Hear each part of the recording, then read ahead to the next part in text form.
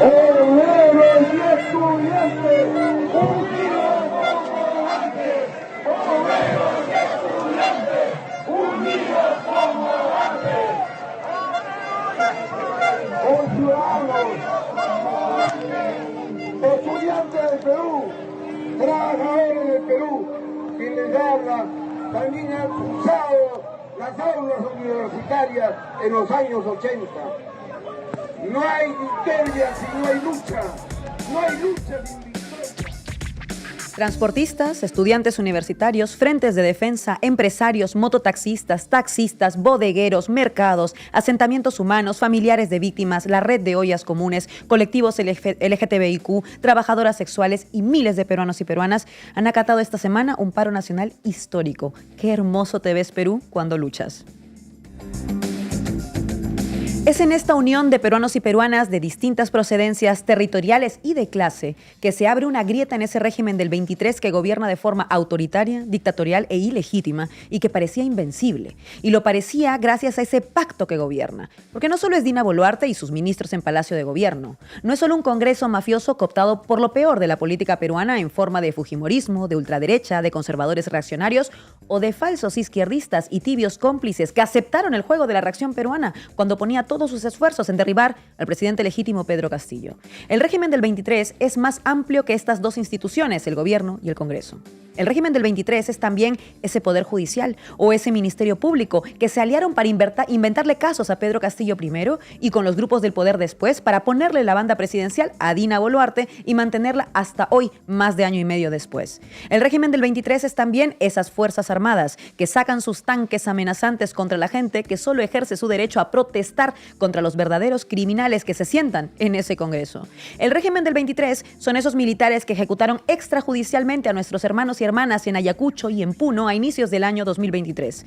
El régimen del 23 son esos policías que ningún gobierno se ha atrevido realmente a reformar. Los que mataron a Inti y a Brian, pero también los que se alían con los criminales que extorsionan a los que ya no pueden más, como los transportistas, los pequeños comerciantes o las trabajadoras sexuales. El régimen del 23 son esos medios de comunicación infames que demonizaron las manifestaciones del 2023, pero también el paro nacional de hace unos días. El régimen del 23 es Mónica Delta, diciendo que el Perú no puede parar, porque a ella no le falta seguridad, a ella no le extorsionan. El régimen del 23 es el grupo El Comercio, diciéndonos que Dina Boluarte es el mal menor, porque a ellos no les mataron a ninguno de sus hijos ni a sus hermanos, ¿verdad, señores del comercio? El régimen del 23 es la CONFIEP, que sostiene desde su poder económico a la dictadora, que en realidad es su marioneta, porque ella gobierna para ellos, servil y sumisa ante los poderes que la pusieron ahí y que la mantienen ahí. El régimen del 23, hermanos y hermanas, es todo eso a lo que han hecho temblar con fuerza popular y plebeya este miércoles en Perú. Tiembla el régimen, pero celebra el pueblo.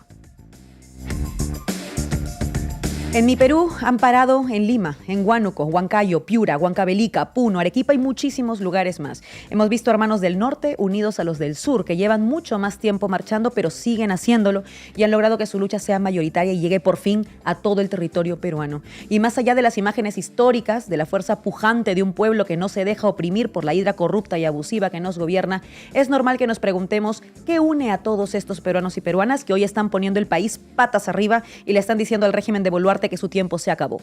Lo que une a un mototaxista, a una madre que cría sola a sus hijos con sus 3 trabajos, un guachimán que cuida un edificio, un emolientero que empieza el día a las 5 de la mañana, un rondero que ha venido a Lima a manifestarse, una dueña de un restaurante en Comas, un empresario con un par de puestos en Gamarra o una maestra de educación inicial, es que son y siempre han sido los excluidos. Esos nadie, que nunca tenían voz, solo voto, pero que además solo aceptaban sus votos cuando votaban por aquellos que el poder avalaba. Esos excluidos, esos nadie, son hoy el sujeto político movilizado en el Perú. Y ese sujeto político no es criollo, ni es blanco, ni vive en esa Lima céntrica que deja fuera a las múltiples Limas que coexisten. Es un Perú plebeyo, el que es ese frente democrático y democratizador en el Perú de hoy. Un Perú plebeyo que se ha levantado y que nadie podrá oprimir. Eso se respiró este miércoles en Perú. ¿Qué aire tan fresco como popular por fin llega a nuestra tierra? Ya era hora de dejar de tener siempre a los mismos haciendo política y a los mismos sindicatos marchando. Es ese Perú plebeyo y excluido históricamente el que hoy reclama una democracia real, es decir, popular y no blanca, ni aristócrata, ni limeña como hemos tenido siempre. Han pasado 200 años desde la independencia, pero hoy tenemos esa oportunidad de construir otra democracia con todos esos excluidos dentro y liderándola. Hoy en la base Comanche hablamos de ese Perú plebeyo, que hoy es un símbolo de resistencia en la región en un contexto en que su dictadora presidenta ha sido nombrada la presidenta más rechazada del mundo. Y no es para menos. Pero junto con el mal hay esperanza. Hoy hablamos de quienes están liderando esa esperanza y de las razones por las cuales Perú está gestando una revolución heroica solo con seguir levantados y levantadas contra esos poderes que quieren garantizar que nada cambie para mantener sus privilegios. Hoy viajamos a mi tierra. Bienvenidos y bienvenidas. La base Comanche, con Laura Arroyo, Víctor Redondo y Sasi Alejandre. Muy buenas tardes, Víctor. Hoy vamos a Perú. ¿Qué nos vas a contar? Hoy vamos a Perú y vamos a dar los detalles de este paro histórico, qué sectores de la sociedad lo han secundado, cuál ha sido la respuesta del gobierno de Boluarte y cuáles han sido los detonantes que han llevado a esta situación. Todos los detalles nos los trae Víctor y cuéntame, Sasi, ¿tú qué nos vas a decir? Hola Laura, pues hoy traemos un análisis de cómo fue esa cobertura mediática y ese brazo mediático de los poderes fácticos que desde el golpe de Estado de Dina Boluarte hasta toda la dictadura que se perpetúa hasta hoy, cómo han fungido esa labor. Me imagino que los medios serán mucha pieza de análisis, ya nos contarás. Hoy en nuestra mesa de análisis Comanche contaremos con Jacqueline Fox, periodista peruana, y con Kevin Puelles de fotosdelucha.p. Arrancamos. La base de datos. Víctor, buenas tardes. Buenas tardes, Laura. Como bien sabemos, el pasado miércoles 23 de octubre se llevó a cabo en Perú el paro nacional convocado por el gremio de transportes como protesta ante la situación que vive el país, sacudido por una fuerte oleada de extorsión y sicariato y por la inexistente gestión y respuesta del gobierno de la dictadora Dina Boluarte. A pesar de que fue convocado por el gremio de transportes, como hemos dicho, se ha producido un amplio consenso y unión extendido por toda la sociedad peruana en torno a un paro histórico, haciendo que sectores muy distintos se echen a las calles para defender la misma causa. Al paro de los transportistas se sumaron gremios universitarios, los comerciantes en su conjunto, sindicatos, colectivos sociales, ollas comunes, ganaderos, agricultores e incluso los empresarios del Emporio de Gamarra. Según datos de la primera encuesta de Seguridad Ciudadana, 8 de cada 10 empresarios del emporio textil más grande de América Latina han sido víctimas de robo y extorsión. Además, el estudio señala que apenas el 6,1% de los denunciantes obtuvo algún tipo de respuesta de las autoridades, lo cual muestra la insatisfacción con el sistema de justicia y la falta de acciones concretas por parte del régimen de Dina Boluarte. Así es, y no solo eso, es que los empresarios hayan secundado el paro responde también al dato que señala que un 81% de ellos han tenido que incrementar sus gastos en seguridad para proteger sus negocios ante la situación de inseguridad. Otra muestra del amplio consenso social en torno a este paro es que, a diferencia de huelgas anteriores, tuvo carácter nacional, abarcando sobre todo regiones de la costa y la sierra centro y sur del Perú. Es evidente que desde el golpe de Estado y la consumación de la dictadura de Dina Boluarte, la situación general del país ha llegado a un punto crítico entre asesinatos por la represión, corrupción e inexistente gestión por parte del gobierno que solo utiliza el Congreso para velar por sus intereses. Pero ¿cuáles han sido los detonantes de este paro nacional? Como señalas, Laura, el estallido social viene cocinándose desde la llegada al poder de Boluarte, pero los principales detonantes que han derivado en el paro ha sido el rechazo del Congreso a la derogación de la ley número 32108, que favorece al crimen organizado, y al archivamiento de los proyectos ley del régimen de Boluarte, por el cual se incorpora el delito de terrorismo urbano al Código Penal, que lejos de impulsar una solución efectiva a la ola de criminalidad, podría incluso llegar a ser criminalizante y suponer una vulneración de derechos para el pueblo. A esto se le suman las insuficientes modificaciones legislativas que han mantenido fuera del concepto de crimen organizado delitos graves como la corrupción y el tráfico de influencias, siendo esto una forma de blindaje para la clase política del régimen de Boluarte investigada por prácticas corruptas. Sin duda, este paro nacional ha demostrado que existe prácticamente unanimidad en la sociedad peruana en cuanto al rechazo a la dictadura Dina Boluarte en sus 2 años en el poder. ¿Tenemos datos que cuantifiquen esta desaprobación? Pues sí, Laura, la desaprobación es tan rotunda que hasta The Intercept, una reconocida revista estadounidense, se hizo eco de un estudio de la encuestadora Datum International que señala que tan solo el 5% de los peruanos y las peruanas aprueban la gestión de Boluarte, frente a un clamoroso 92% que la desaprueban. Este cuasi unánime nivel de impopularidad es transversal a todos los grupos demográficos, socioeconómicos y regionales del Perú. Hay que detallar que el índice de aprobación de Boluarte nunca ha llegado a superar el 20%, pero ahora se ha desplomado a mínimos por la devastadora situación que atraviesa el país a raíz de su gestión, con una gran ola de crimen y extorsión sumada a una mala situación económica del país. Y su respuesta ante el paro no va a contribuir precisamente a mejorar su imagen como líder y la de su régimen también. Pues efectivamente no es así, precisamente lo contrario. La respuesta del gobierno de Boluarte ha sido la represión y criminalización de las movilizaciones, llegando incluso a sacar tanques de guerra a las calles para amedrentar a la población. Desde los convocantes del paro denuncian el disparatado despliegue policial ante una protesta totalmente pacífica. Ante los más de 20.000 efectivos policiales que fueron movilizados el día del paro, los manifestantes denunciaban que en cada protesta el Ejecutivo ha hecho gala de su poderío militar y policial, pero que dicha exhibición no tiene ningún efecto frente a las organizaciones criminales y a las numerosas extorsiones y asesinatos que se han producido en los últimos años en el país. La criminalización de las protestas por parte del gobierno de Boluarte se patentó en la toma de vías por parte de la ciudadanía durante el paro, que se encontraron con numerosos efectivos de las Fuerzas Armadas y la policía hostigándoles y amenazándoles. Asimismo, el régimen vulnera el ejercicio del derecho a la protesta, considerando como delito de extorsión la toma de vías de transporte, amparándose en la modificación del artículo 200 del Código Penal del año 2015 y la posterior ratificación en diciembre de 2023 vía decreto legislativo. Además de criminalizar la toma de carreteras, se penaliza todo tipo de apoyo a personas que protestan, sobre todo en los casos que implican ayuda o financiamiento a manifestantes que llegan a Lima.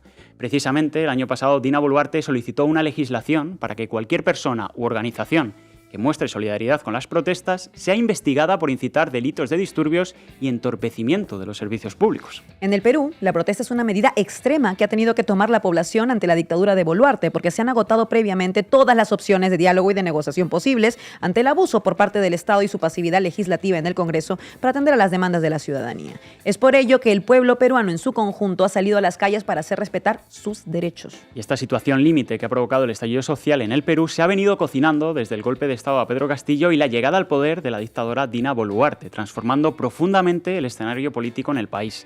Desde el primer momento, el régimen se apoyó en el fujimorismo y la extrema derecha en el Congreso para sustentar su mandato y les otorgó lugares estratégicos en los principales ministerios y repartiéndose el poder en instituciones centrales como la Junta Nacional de Justicia o el Tribunal Constitucional. Esto explica que Boluarte no haya dudado en atender las demandas fujimoristas, como el indulto al dictador Alberto Fujimori, para asegurar su estancia en el poder. Los primeros compases de la llegada al poder de Boluarte estuvieron marcados por uno de los episodios más graves de violencias masivas de derechos humanos en el Perú, en el que más de 50 personas fueron asesinadas y más de 1.400 resultaron heridas como consecuencia de la represión del gobierno contra las protestas en las calles. El informe de Amnistía Internacional sobre la cadena de mando por las muertes y lesiones de las movilizaciones en Perú apunta a la posible responsabilidad penal de la dictadora por las decisiones que tuvieron consecuencias letales para el pueblo peruano. A pesar de que Boluarte negara bajo juramento ante la Fiscalía haber mantenido contacto con los comandantes y tratar de minimizar su papel en la represión estatal, el informe demuestra que durante las protestas tuvo reuniones frecuentes con ministros, policías y comandantes militares y además, mientras decenas de peruanos eran asesinados, Boluarte no dejó de elogiar públicamente a las fuerzas de seguridad y de criminalizar a los manifestantes tachándoles de terroristas y criminales, unos calificativos incluidos luego en los planes de las operaciones policiales que permitieron el uso de la fuerza letal de forma reiterada a pesar de los múltiples asesinatos que se estaban produciendo. Además, a la represión letal del gobierno de Boluarte se suma la corrupción sistémica del régimen. El 5 de marzo de este mismo año, su entonces primer ministro, Alberto Tarola, se vio obligado a renunciar por un delito de tráfico de influencias en la firma de un contrato irregular de su expareja con el Estado. Pero la cosa no se quedó ahí y se desveló otro caso de corrupción flagrante que afecta a la propia dictadora, el caso Rolex. El fiscal de la Nación inició una investigación contra Boluarte por enriquecimiento ilícito y desbalance patrimonial al destaparse que desde su llegada al poder había incrementado su patrimonio en más de 400.000 soles, una cifra que no se correspondía con sus ingresos formales. El factor determinante que reveló el enriquecimiento ilícito fue el uso recurrente de las joyas de lujo por parte de la dictadora, de las que se contaron hasta 5 relojes Rolex, así como pulseras y anillos de oro y diamantes. Boluarte mintió a todo el país, afirmando públicamente que eran prendas de antaño compradas con su trabajo, algo que ha sido demostrado como mentira. Un caso de corrupción que incluso se hace más grave si cabe en un contexto económico y político marcado por la crisis económica que asola al país. con una contracción del PIB arrastrada desde el año 2023. A pesar de la evidente corrupción del régimen de Boluarte, las decenas de asesinatos por la represión de la dictadura contra las protestas pacíficas de la población y la pésima situación económica y social que vive el país, Boluarte se mantiene en el poder gracias a su relación provechosa y estable con el fujimorismo en un Congreso que desoye las demandas de la población y actúa en beneficio de los intereses del régimen del 23. Es por ello que el pueblo del Perú en su conjunto dijo basta a los abusos por parte del régimen y se unió en un paro nacional histórico para hacer respetar sus derechos. Gracias, Víctor.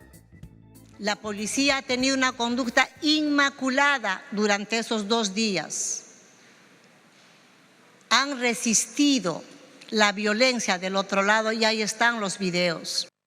Sasi, buenas tardes. Buenas, Laura. Vamos, Xavi. Titulares al banquillo. La primera presidenta de México. Tras la victoria de Claudia Sheinbaum este octubre, se difundieron orgullosamente por medios progres los mapas de la región latinoamericana apuntando a los países donde han habido presidentas con A, como este, por ejemplo, de la revista E&N, con una Barbie en el medio que parece como una muñeca de esas que recortas, ya saben, para que quedara claro que esto es cosa de niñas. Aparecen Xiomara Castro, presidenta actual de Honduras, Dilma Rousseff de Brasil, María Estela de Perón o Cristina Fernández de Kirchner de Argentina, Michelle Bachelet de Chile y un etcétera de presidentas legítimas, pero acompañadas de también Yanine Áñez y Dina Boluarte, porque como sabemos, en la ola que estemos de feminismo neoliberal no importa que sean dictadoras, importa que sean chicas. Girl power. Un mapa que pretende ser un orgullo para la patria grande, progresista y feminista, excepto que este discurso no nace con la llegada al poder de Claudia Sheinbaum, sino que lleva siendo una de las banderas principales de supuesta legitimación para la dictadura de Dina Boluarte. No me digas, Laura, que las mujeres también podemos ser dictadoras, que no lo escuchen los medios progres porque les revienta la cabeza. Para empezar esta historia, vamos a ver qué decían cuando Dina Boluarte asume el mando del Perú, es decir, hace un golpe de Estado. Empezando por el mundo occidental, enseñándonos sobre la realidad latinoamericana. BBC News. ¿Quién es Dina Boluarte? La primera presidenta de Perú. ¿Y cuál es su principal reto? En su primer mensaje a la nación rechazó el intento de golpe de Estado por parte de Castillo. No ha encontrado eco en las instituciones de la democracia y en la calle, aseguró. Su principal reto, un Congreso opositor. El nombramiento de Dina Boluarte como la primera presidenta del Perú constituye, a juicio del politólogo Gonzalo Banda, un hito histórico para el país, pero que lamentablemente ocurre en un momento traumático. En su opinión, Boluarte tiene credenciales para asumir el cargo a pesar de no tener mucha experiencia política. El señor Pinochet tiene hartas credenciales. Videla, sus vecinos dicen que era un gran vecino. Lo mismo con Stroessner y Batista. Lo de los muertos, bueno, sí, pero es que están muy calificados para el puesto. En fin, vamos ahora a Radio Televisión Española, a ver si antes de apoyar el intento de golpe en Venezuela y casi llamar a Claudia Sheinbaum hereje por no invitar al rey de España a su toma de posesión, eran un poco más decentes con Perú. Veremos. Dina Boluarte, la primera presidenta de Perú tras la destitución de Pedro Castillo. Boluarte, abogada y defensora de los derechos de las mujeres, fue elegida como primera vicepresidenta de la República en la fórmula presidencial del partido marxista Perú Libre, que el año pasado postuló a Pedro Castillo a la jefatura del Estado del país y del cual fue expulsada por diferencias políticas con sus dirigentes. Diferencias políticas, dicen, entre la defensora de los derechos y el marxista malvado. Ok, pero ya que hablamos de fervientes defensoras de derechos, vamos a Feminista, agencia F, pero sobre noticias feministas. Había que tratar de despistar un poco lo de la letra F, por si se nos olvida. Históricamente viene de F de Franco, no de feminismo precisamente. Pero como en el siglo XXI hay que ser progres y todo eso, su afición por dictadores se mantuvo, solo que ahora toca festejar a dictadoras con A, Girl Power. Y dice así: Dina Boluarte, abogada de tradición izquierdista, primera presidenta de Perú. Ah, ya, como eso de que los nazis eran socialistas porque eso decía en su nombre y como Bukele es de izquierdas porque tiene familia palestina, ya. ¿Qué más dice? Defendió el papel de la mujer en los eventos en los que participó, como en la última Asamblea General de la OEA, en la que afirmó que no hay desarrollo sostenible sin el desarrollo de las mujeres y destacó el compromiso de Perú con el empoderamiento de las mujeres a través de políticas innovadoras, aunque persistan estereotipos y acoso político contra las líderes. Chicas, griten conmigo, ¿los golpes de Estado serán feministas o no serán? En fin, esto no se queda ahí. También medios de hombres fuertes, como el New York Times, fueron de los primeros en hacer eco de esta consigna. Y así dice la pieza: los retos de Dina Boluarte, la primera presidenta de Perú. Boluarte ascendió al poder de manera repentina, luego de que su predecesor fue destituido. Su gobierno sucede en un momento en el que la corrupción y el descontento desafían a las democracias de América Latina. Y ahí está la clave. Mientras que en el siglo XX Estados Unidos y sus poderes fácticos a sueldo justificaban sus golpes de Estado con destrozar la amenaza comunista, marxista, leninista, ahora usan eso, pero en segundo plano. En este nuevo siglo, supuestamente postideológico, tenían que usar una nueva bandera supuestamente apolítica, de combate contra la corrupción. Cualquier persona en su sano juicio está en contra de la corrupción, ¿no? Pues venga, construyamos una trama falsa de corrupción, golpe de Estado y ya está. Y porque estamos hablando del Cóndor remasterizado y sus nuevos golpes en América Latina, claro que tenemos al brazo de la ONG del Departamento de Estados de Estados Unidos, metiendo mano en el festín. Bueno, pues este medio, con sede en Washington y financiado por el gobierno estadounidense, la International Development Cooperation Agency de Suiza y la Open Society Foundations, tiene como titular el 8 de diciembre de 2022. De disidente a criminal. La predecible caída de Pedro Castillo en Perú, procediendo al análisis Inside Crime, donde dicen que pese a que Pedro Castillo no tuvo nada que ver con el caso Odebrecht, lo dicen, parece no haber aprendido nada de las experiencias de sus antecesores con dicho escándalo. Salpicar, como si en un vídeo sobre Podemos se pone una portada de ETA o en un artículo de Claudia Sheinbaum imágenes de la guerra contra el narco de Felipe Calderón. Queremos decir que Pedro Castillo es corrupto, no tiene nada que ver con Odebrecht, pero a todos les suena ese nombre como algo terrorífico porque de eso nos hemos encargado nosotros. Así que espolvoreemos esa palabra mágica para ver si hacemos un Pavlov con la gente para que cada vez que se dice Odebrecht digan Pedro Castillo y viceversa. Enaltecida a Boluarte como defensora de derechos y Pedro Castillo como corrupto, era muy fácil construir el relato de ese 7 de diciembre de 2022. Grupo RPP, la empresa multimedia más grande del Perú, dice esto. El fallido golpe de Pedro Castillo, un repaso de lo que ocurrió el 7 de diciembre y el análisis de los expertos y políticos. La tarde del miércoles 4 de diciembre de 2022, el Pleno del Congreso tenía previsto discutir y votar la tercera moción de vacancia presidencial contra Pedro Castillo.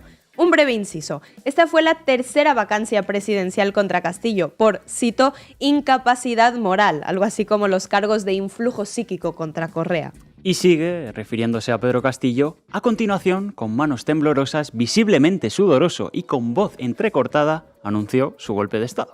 Es decir, denunció el golpe de Estado en su contra y anunció sus medidas de emergencia para frenarlo.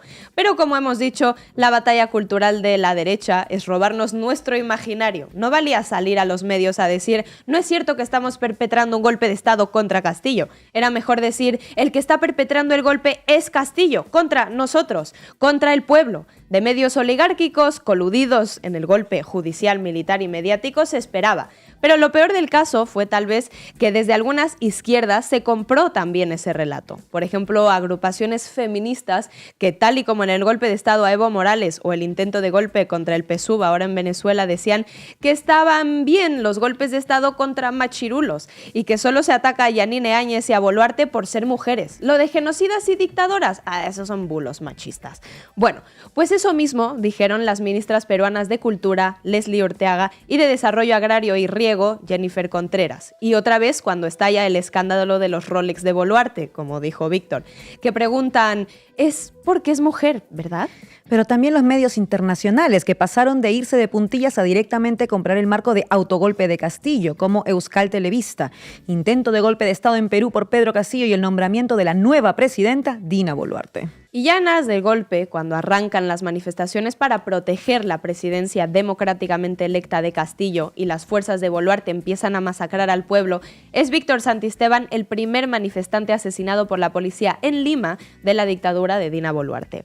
¿Y qué dijo el medio Willax, que como dice Laura es, digamos, la Fox News peruana? Pues dice esto. No respetan el dolor. Hermana de muerto en protestas en Lima, denuncia que manifestantes quisieron llevarse el féretro. Víctor Santisteban es el primer fallecido como efecto de la ola de violencia que vive Lima. Compartió conclusiones de las investigaciones forenses que en este momento son útiles para evitar que esta muerte se utilice con fines políticos y demagógicos. No hace falta mucho análisis. Lo mismo que los palestinos asesinados son fallecidos, Víctor Santisteban también.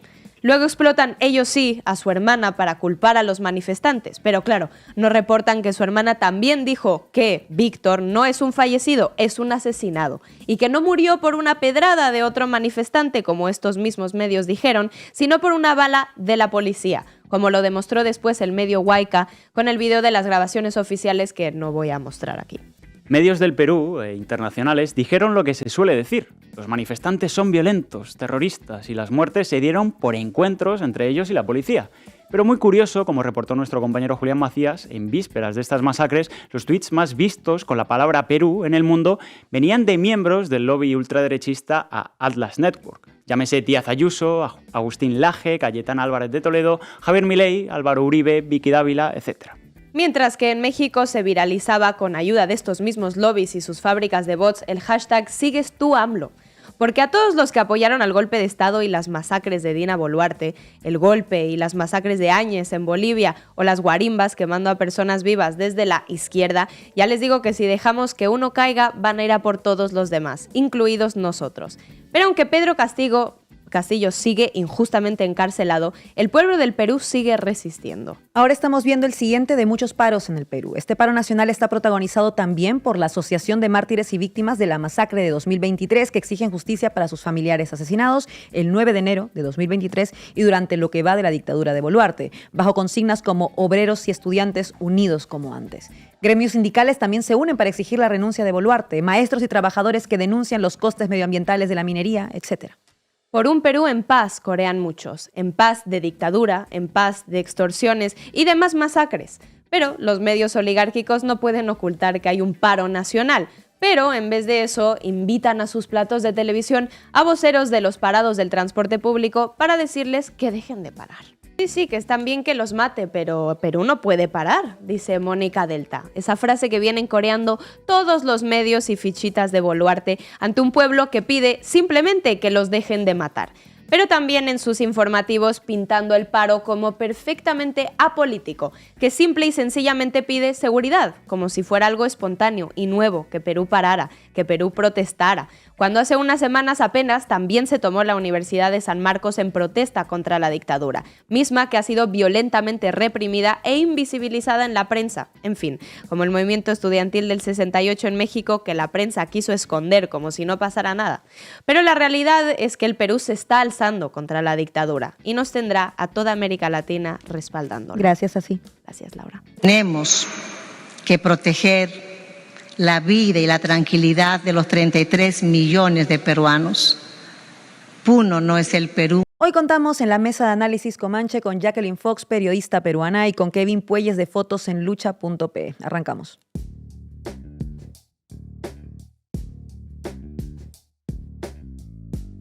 Bienvenidas Jacqueline y Kevin. Voy a hacer una pregunta para ambos a raíz de este paro nacional que ha ocurrido esta semana. Ustedes están allá en Perú, así que lo han vivido en primera persona. La pregunta que tengo, primero que nada, es ¿qué tipo de resistencia popular hemos visto esta semana? Porque es verdad que hay una heterogeneidad de personas en términos de dónde vienen, de a qué clase pertenecen, a qué actividad se dedican, actividad económica o más, generacional. Es muy heterogéneo, pero por eso, ¿cuál es esa agenda que unifica a toda esa heterogeneidad de gente que se ha reunido en este paro nacional y que lo ha acatado el miércoles y el jueves? Empiezo por ti, Jacqueline. Hola, ¿qué tal? Gracias por la invitación. Bueno, lo que ha sido común en la mayoría de carteles, en la mayoría de lemas que han expresado las personas que llegaron al centro de Lima anteayer, fue que se vayan todos y no al gobierno incapaz, fin a las extorsiones, fin al crimen organizado, fin al sicariato, y una demanda muy fuerte de que la policía trabaje porque hay muchas personas asesinadas, personas, digamos, de familias del pueblo, que no son tomadas en cuenta cuando van a las comisarías a pedir que investiguen los asesinatos. Contigo, Kevin, un poco en la misma línea. Tú estás en fotosenlucha.p, que está registrando también ya desde hace un año, más de un año y medio, todo lo que ocurre en las calles. ¿Qué tipo de agenda común hemos visto en personas tan diferentes que vienen de lugares tan distintos en este paro nacional? Solo para recordar a quienes nos ven, quienes han participado de estas jornadas de movilización, que en realidad no solamente es un proceso de acumulación que se viene dando en Lima ya de una larga temporada. Han participado mototaxistas, empresarios de asentamientos humanos, de universidades, bodegueros, las asociaciones de víctimas del régimen de Boluarte y, por supuesto, transportistas. Quienes están movilizando, y lo que nos unifica es este carácter que ustedes le han dado a esta presentación, y justamente el Perú plebeyo. Las principales agendas o reclamos, como lo ha dicho también Jackie, tienen que ver principalmente con dos cosas, ¿no? Uno es con la situación social, es decir, con las extorsiones, el sicariato, el crimen organizado, y por otro lado ya más una agenda política vinculada al rechazo a Dina Boluarte y al Congreso principalmente. Todo lo que hemos visto en el despliegue ciudadano de estos días y de antes también tienen que ver principalmente con eso.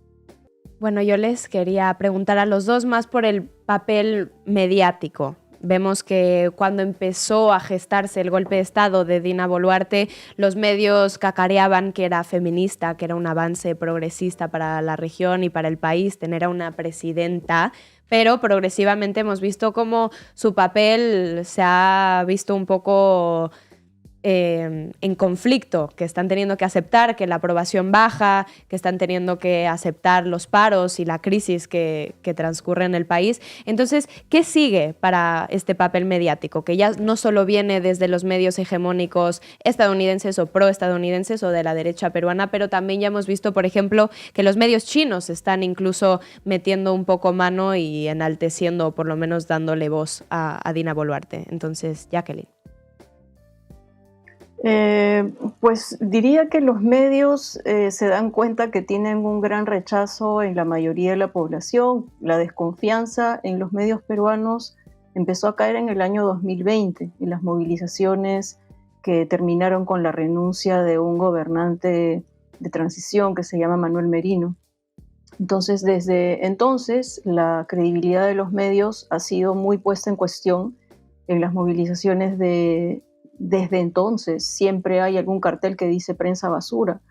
Y dado que la criminalidad ha arrasado en realidad desde agosto y las noticias que cubren los medios tradicionales son en gran medida las policiales y no es posible ocultar que está incrementándose la cantidad de asesinatos y que la policía no hace nada y que el Congreso ha dado este año leyes que facilitan la actividad del crimen organizado y que intentan contener o criminalizar la protesta social, es que más personas están saliendo a manifestarse.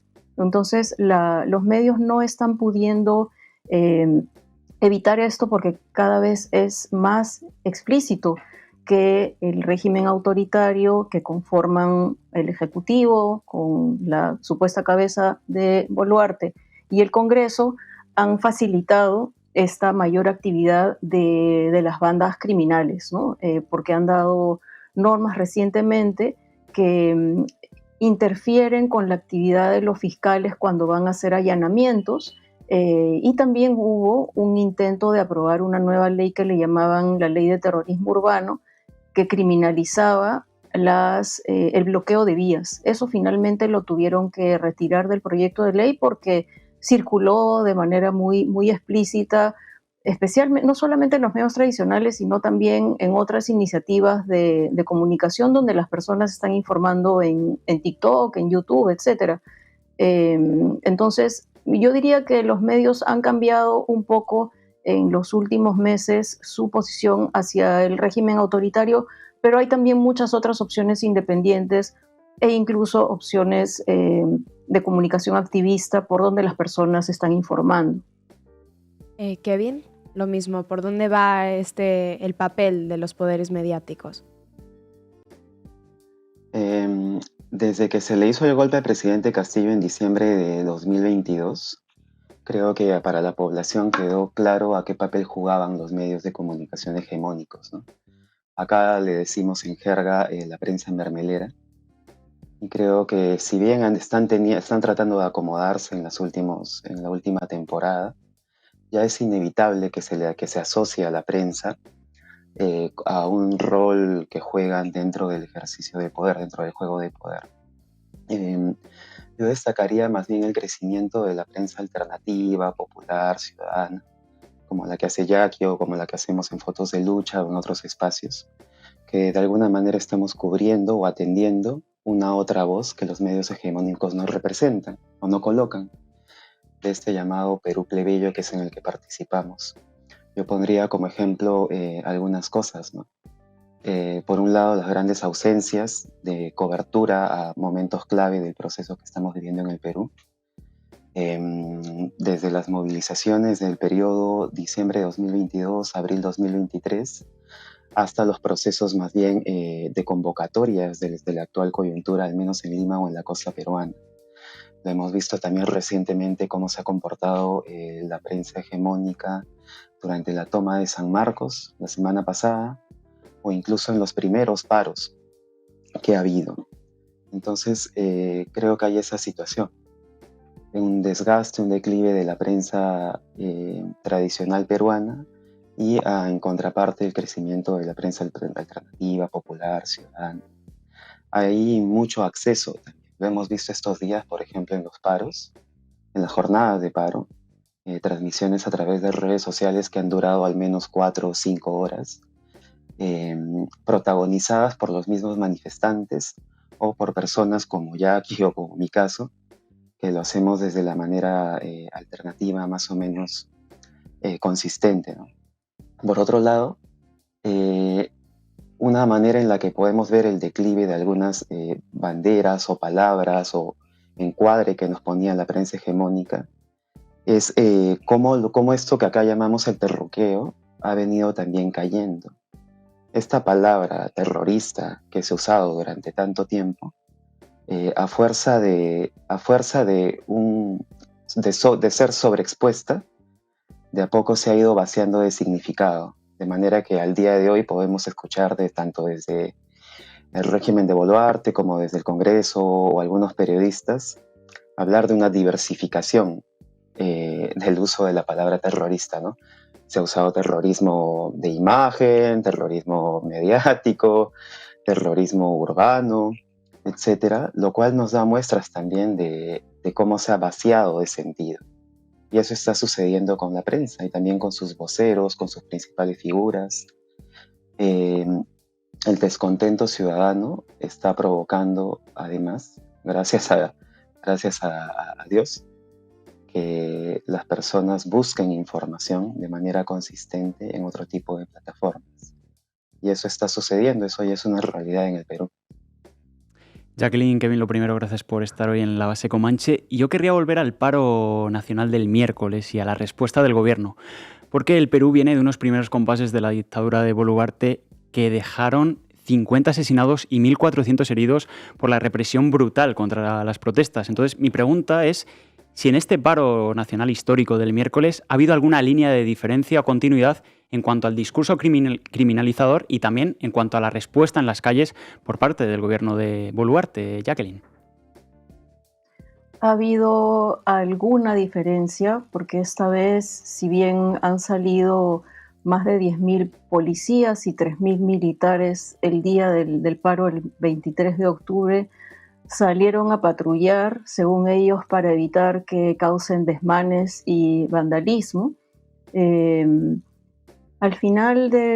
Casi al final del día, el primer ministro dijo que saludaba a los manifestantes que se hubieran movilizado pacíficamente y dijo algo así como que ha calado en la población el hecho de que pueden manifestarse sin violencia y que han demostrado que el gobierno de Boluarte permite el ejercicio del derecho a la protesta. Y me parece que esto, digamos, tenía una parte de contradicción porque a los pocos minutos la Policía Nacional en un tuit difundió los nombres de 26 personas detenidas ese día. Ese día hubo un bloqueo de carretera en una zona del norte de la región Lima con llantas, colocaron llantas y hubo también en la región Piura un intento de bloquear una avenida durante la manifestación por el paro nacional. Y, por ejemplo, en Piura, cuando los ciudadanos estaban intentando cerrar una pista durante su movilización, un general de la policía les dijo que les iban a abrir una carpeta fiscal, pidió los nombres a las personas que estaban en la protesta y les dijo que era extorsión bloquear una vía, ¿no? Lea el Código Penal, eso es extorsión. Entonces, eso es lo que está en la cabeza de la policía y me parece que esas palabras del primer ministro Adrián Sen saludando al final de la tarde del 23 de octubre, que había sido una movilización pacífica y que el gobierno respetaba el derecho a la protesta, son, digamos, una simulación más que todo, ¿no? Porque ese día salieron a la calle también no solamente transportistas que no son de grandes empresas, sino que son quienes tienen un colectivo, tienen una mototaxi, o alquilan un taxi, o alquilan un bus, o los que tienen una bodega, o los que tienen un puesto de mercado. No solamente salieron personas de a pie que posiblemente no tienen ahorros en una cuenta bancaria, que posiblemente no son propietarios de su casa, sino que también salieron medianos empresarios. Ha habido personas que decían en la manifestación frente al Congreso que era la primera vez que salían a marchar, ¿no?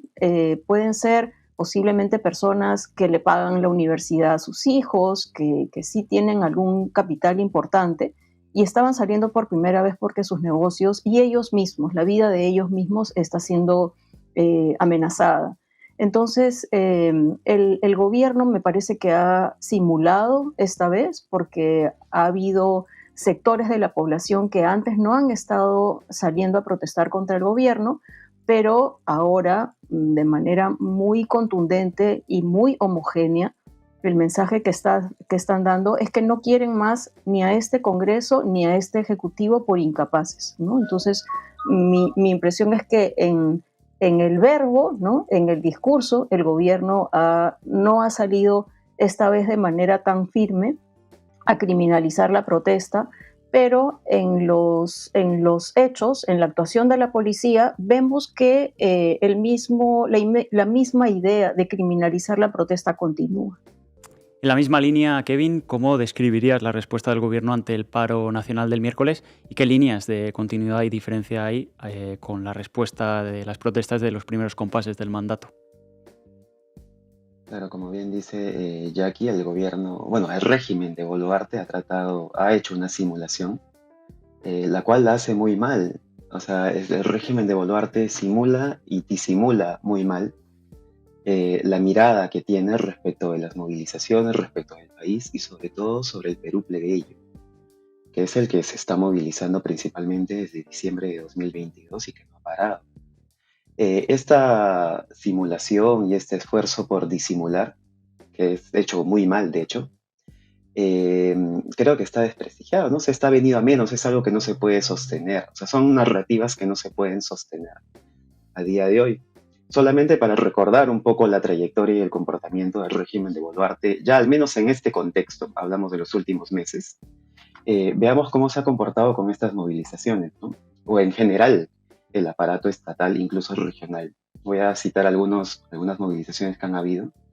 El 8 de agosto hubo el rechazo al gobernador regional de Ayacucho, Oscorima, que es el que está involucrado en el caso de los Rolex de Dina Boluarte. Fue sacado a pedradas en un evento que hubo en Huanta, en el departamento de Ayacucho, región de Ayacucho. Y ya volviendo a Lima, podemos ver que el 26 de septiembre hubo una primera movilización de transportistas y comerciantes. Luego hubo el 10 y el 11 de octubre, hace poco, otra jornada de movilización también guiado por transportistas y comerciantes. El día 23 ha habido otra que ha tenido, como es natural, una contundencia distinta, al menos en su capacidad de movilización, debido al carácter de acumulación que se ha venido desarrollando, entre los cuales participan sobre todo, además estudiantes. Sabemos que el día 17 y 18 de octubre la Universidad de San Marcos fue tomada en medio de un proceso eleccionario interno, y ahí vimos también cuál fue el comportamiento de la policía y de estamentos de seguridad. En todos estos casos que he citado, y por supuesto se podrá citar muchos más, como ha sucedido recientemente en el Valle del Tambo, en Arequipa, el comportamiento que tienen las fuerzas policiales, militares y seguramente otros espacios dentro del gobierno es claramente la expresión de un aparato represivo contra la sociedad, contra la ciudadanía, contra aquellos que deciden en diferentes partes. Esta mala simulación o esta mala forma de disimular su forma de ver el proceso o la realidad nacional, creo que quedó pintada. O sea, creo que queda pintado por cómo se comportó inicialmente el régimen de Boluarte durante los meses de diciembre de 2022 y enero de 2023, principalmente contra los peruanos.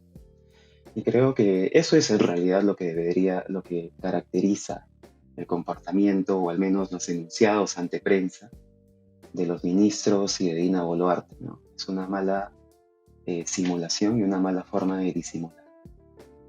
De que es una mala simulación, quiero hacerles una última pregunta a ambos, a Jackie y a Kevin, agradeciéndoles que estén tan temprano en la mañana ya con nosotras en Base Comanche. Y es que ustedes han estado ahí, han estado en las calles cubriendo el paro nacional. De hecho, yo me he enterado mucho de lo que pasaba gracias a seguir cuentas como ustedes, el directo de Jackie, siguiendo fotos de lucha. Y entonces, ustedes que han estado ahí, han estado lisqueando, sintiendo lo que pasaba en las calles ese miércoles sobre todo, ¿qué es lo que sienten que se viene? Porque lo cierto es que estamos viendo varias manifestaciones, estaba enumerando varias Kevin ahora, ¿no? A lo largo de este año y medio ha habido un momento donde eran como más estallido social, luego ralentizaron un poco, bajaron de intensidad, aunque seguía habiendo paro seco, seguía habiendo asambleas, pero no en la forma de manifestación multitudinaria en la capital, por ejemplo, ¿no? En Lima. Pero ahora, después de este paro nacional, ¿qué ánimo les ha quedado a ustedes que han estado cubriendo este paro nacional? ¿Que esto va a continuar, que va a más? ¿O por el contrario, que es como ya acabó y ahora a esperar que se vuelva a activar otra manifestación con otras razones que la gatillen de alguna forma? Jackie. Dudo que haya más razones. Las razones, digamos, están todas a la vista, que se resumen en esta imposibilidad del régimen de actuar para detener los asesinatos y, en segundo lugar, una gran cantidad de normas que ha ido cambiando este régimen para tener impunidad o para tener mejores condiciones para asegurarse una victoria en las elecciones generales cuando éstas sean. Entonces, no creo que haya más motivos que lleven a una movilización más grande, sino posiblemente el agravamiento de lo que ya tenemos en este momento. Yo le pregunté a un señor del Callao que tiene un puesto en un centro comercial pequeño en el Callao, que me dijo: yo estoy saliendo por primera vez a una marcha, tengo 53 años y tengo un hijo en la universidad. Y le pregunté por qué esta vez con una movilización él creía que algo podía cambiar. Si las veces anteriores que salieron los ciudadanas a movilizarse en 2022, 2023, pidiendo que haya nuevas elecciones, no ocurrió, y además hubo asesinatos de 50 personas, ¿por qué él creía que salir a movilizarse tenía sentido ahora si el gobierno no va a hacer caso a las demandas de la población? Y me dijo: habrá que seguir saliendo, ¿no? Esa fue su respuesta. Y bueno, va a haber una cumbre de APEC en noviembre, y algunas de las personas que han estado en la cabeza de estas movilizaciones de los transportistas han dicho que volverán a convocar a una movilización en los días de la APEC, que son días que el gobierno ha decretado feriado como para evitar que circulen muchas personas en la calle. Y lo otro adicional que quería mencionar, dado que los medios tradicionales han estado cubriendo estas movilizaciones y constantemente están cubriendo los asesinatos originados en extorsiones y en sicariato, es posible que en algún momento quien manda de verdad, que es el Congreso, que es el Fujimorismo y sus aliados, terminen por fin terminándose de cansar de Boluarte, ¿no? Y que en algún momento la quieran poner a un costado, y ese camino también lo pueden facilitar con las noticias de la frustración, del malestar creciente de la población hacia Boluarte. Los medios de comunicación que han estado respaldando al régimen desde diciembre de 2022, puede ser que si eventualmente eso ocurriera, ese camino está digamos, explícito, ¿no? Esto último que planteas. Jackie, voy contigo. Kevin, tú también que has estado ahí en las calles cubriendo el paro, sintiendo lo que está diciendo la gente, gritando la gente, también frustrada e indignada la gente, obviamente. ¿Qué es lo que crees que se viene? ¿Se viene una nueva ola a lo mejor de estallido social o se mantendrá la ola porque también hay una dificultad de sostener una movilización tantos días? ¿Cómo has sentido ese ánimo social y qué crees que se viene para adelante? A mí me da la impresión de que sin duda se viene, o sea, este proceso largo de acumulación va a conducir a más movilización, en calle al menos. Hay algunas fechas concretas, ya que ya lo has señalado. Se viene la cumbre de la PEC acá en Lima para la segunda semana de noviembre.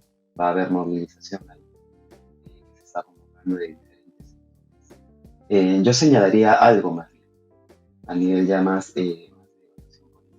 no es que, bajo mi perspectiva, si bien la idea de estallido social es una categoría que nos permite ejecutar un análisis, para el proceso, para el momento que estamos viviendo en el Perú, es una categoría que quizás no responde al proceso, ¿ya? Entonces lo que estamos viviendo, si bien tiene momentos de alta movilización, no es solo un estallido social. Lo que está sucediendo, lo que estamos viendo es un proceso popular de movilización, que en su ruta decanta en la acumulación de diferentes sectores de lo que conocemos como el Perú plebeyo. Ese es el motivo por el cual podemos ver en las últimas semanas, los últimos meses de movilización, al menos acá en Lima, que las primeras líneas y las brigadas de salud que se conformaron y atendieron durante las movilizaciones del periodo diciembre de 2022, abril 2023, han participado también en este paro, en esta nueva coyuntura, en fin, en estas nuevas despliegues, estos nuevos despliegues, están en una vinculación. Hay un vínculo estrecho que se ha construido en calle y que es natural que suceda así.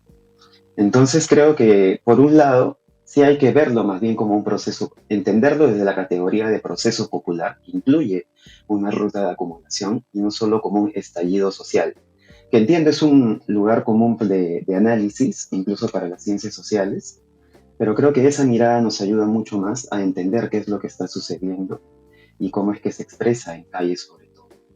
Hay un hartazgo definitivamente, y eso lo podemos ver desde lo que transmite la prensa tradicional hasta lo que se transmite en los en vivos de TikTok o la prensa alternativa o la prensa popular, que son un poco los espacios que están tomando protagonismo en este contexto.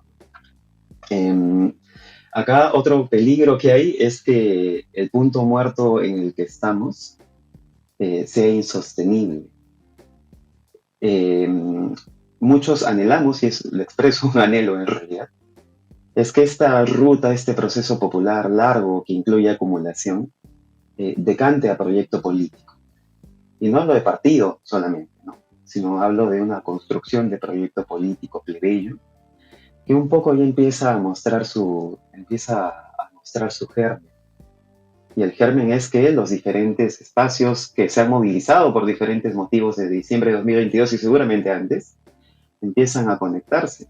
Lo vemos con claridad con la participación de las asociaciones de víctimas, mártires del régimen de Boluarte, junto a los transportistas. Incluso algunos representantes han participado en las conferencias de prensa o en las asambleas. Hace rato citaba también a las primeras líneas, a las brigadas, espacios de comunicación como Fotos de Lucha y el trabajo que hace Jackie y otros compañeros. También así lo dicen. Entonces, eso es lo que yo veo al menos en el horizonte medio, que el proceso de acumulación o la ruta de acumulación del Perú plebeyo se conduce a la construcción de un proyecto político.